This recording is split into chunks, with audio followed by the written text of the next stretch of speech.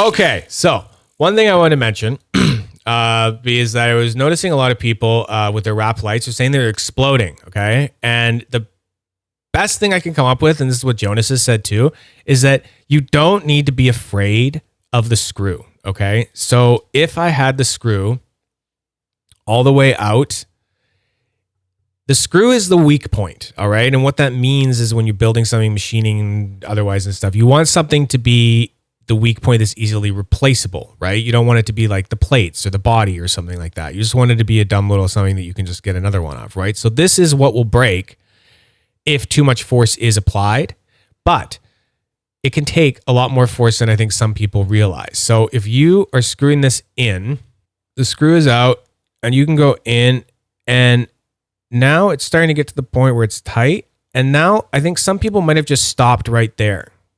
They might just get to that point and they might stop. Don't. You can go further. You can go and you can get a whole other half turn out of it. And don't be afraid to just torque it. Okay. And if you do that, it is not going to come out.